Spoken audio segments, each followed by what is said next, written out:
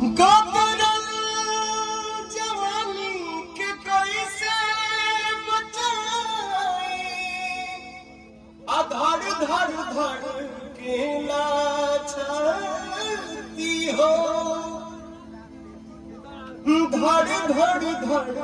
के लाचाती हो।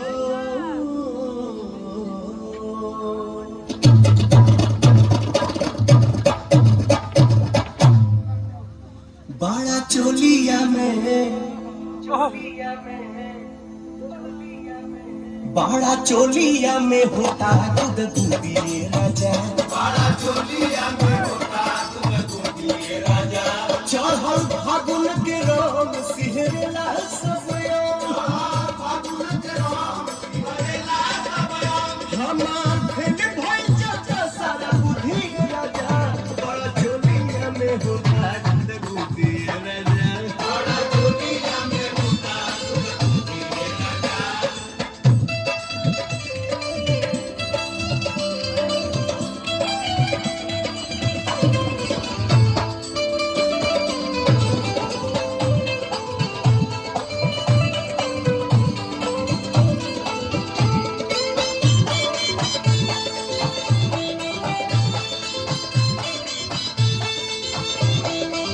छोट भइल सब हमरा देहिया के कपड़ा हो देहिया के कपड़ा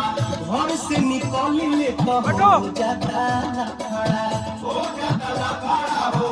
जाता लफड़ा जल्दी गमन करावा अपना भीरी तू बोलावा जल्दी गमन करावा अपना भीरी तू बोलावा जाने कब तू होले पर हमर सुखी राजा बड़ा चोलिया में होता खुद भूखिए राजा बड़ा चोलिया में होता खुद भूखिए राजा।